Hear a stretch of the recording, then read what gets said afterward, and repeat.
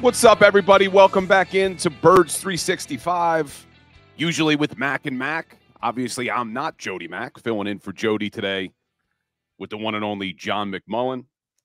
Wish we were here getting ready for a divisional playoff game, but instead we're talking about what's going to be a long offseason with a lot of decisions to make. And we'll get into all the coaching decisions and the coordinators in a second, but I want to keep talking to John about Jalen Hurts because, John, last year, as sad as we were the way Super Bowl 57 ended, we all left that game thinking, we got an MVP franchise quarterback. We're going to be getting back to the Super Bowl a lot with this guy leading this offense. And I know there's a lot of fans out there who now question, did the Eagles give Jalen Hurts that big contract too soon? Is Jalen Hurts the answer? Is this a guy who's able to read defenses and pick up the blitz? What did you see from Jalen Hurts this season? Did you see a quarterback that regressed? And do you think it's fixable going forward?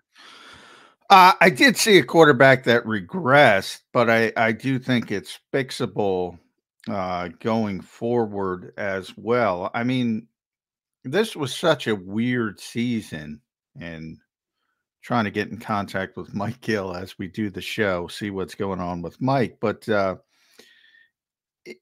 talking about, if you looked at the betting markets when the Eagles were 10-1, Jalen Hurts was the favorite to be MVP.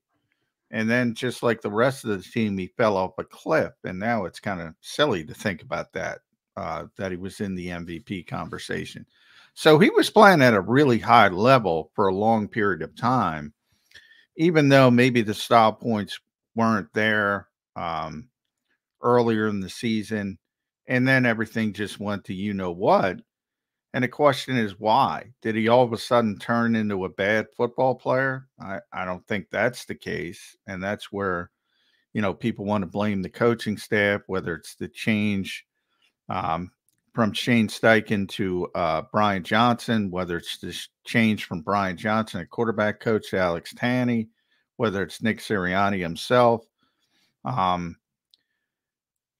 It's partially everything, but this is the first time, and the Eagles have always made a big deal of this, Bill. Jalen Hurts, if you can go back to his time in college, even when he was benched at Alabama, you look at every season in the pros to this point, he got incrementally better, got a little bit better, got a little bit better, got a little bit better, little bit better. Tremendous his final season at Oklahoma. Starts off here, got a little bit better from rookie, where he was forced in late in the season, wasn't fair. Then he turns into a starter. He gets him to the playoffs, surprises everybody. Then he explodes into the MVP candidate. This is the first season he has regressed in his entire football career. I don't think anybody saw that coming. I don't think anybody's happy with it. And I think Jalen's first in that list. The question is, how do you fix it? How do you get it back to where it was? That's what this league does to you. They adjust, and everybody spent the offseason trying to look at what the Eagles were doing successfully and adjust to it and try to take away the good things that the quarterback can do. And then the truly great quarterbacks adjust to that and make in this continuous back and forth. Continuous back and forth happens all the time. And Jalen's going to have to respond. And he's going to have to respond understanding what he needs to do and understanding it can't be the same because teams are taking away some of the strengths of his game and trying to force him into doing things he's less comfortable with, like dumping the football off to a running back, like throwing the football over the middle of the field, like hot routes and trusting the receivers and taking maybe the 7-yard gain on 3rd and 3 instead of taking a deep shot to A.J. Brown or Dallas Goedert. They had so many explosive plays. I think they fell in love with the explosive plays. Um, but just when you think you have this game figured out, it will come back to absolutely bite you in the you know what.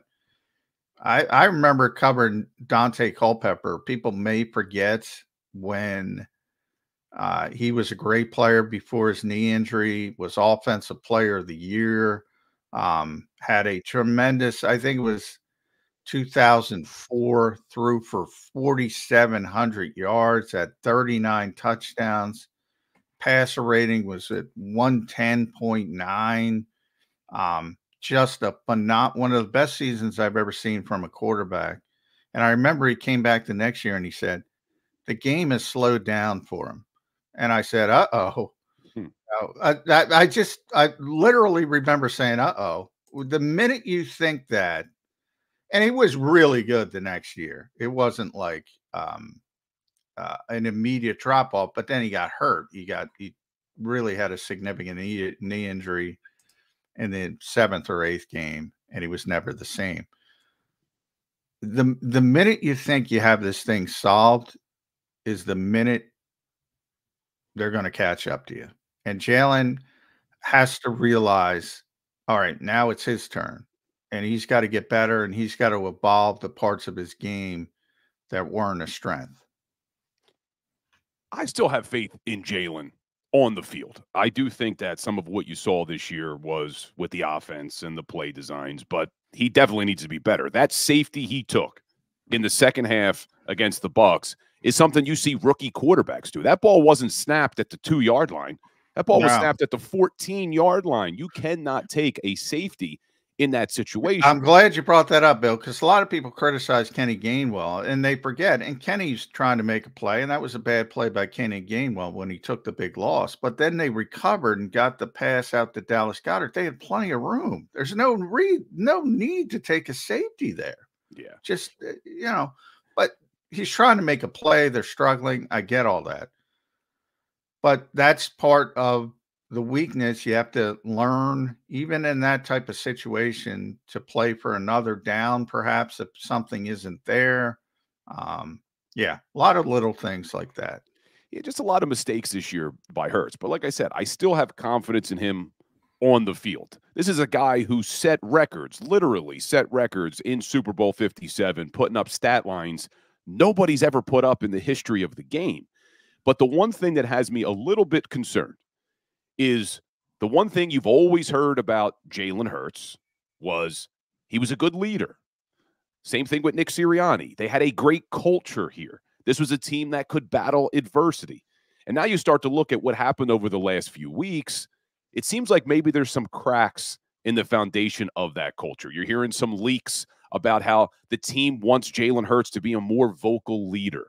You see Jalen Hurts on the sidelines now, and I don't like trying to figure out what they were talking about. I know Goddard said after the game it was a mistake he made, but you see him and Goddard going at it a little bit. And everything we loved about Jalen Hurts, how stoic he was, how when he would talk to the media, it was always those cliches and he wouldn't give anything. Well, now all those things are being used kind of against Jalen, saying he's not a good leader. Enough with the cliches, enough hearing about the last thing he said to the media was it wasn't our turn this year. I think that rubbed people the wrong way a little bit. But do you think that Jalen Hurts, that there's some truth in the fact that the team wants him to be a more vocal leader? They want him to be a better leader of these guys.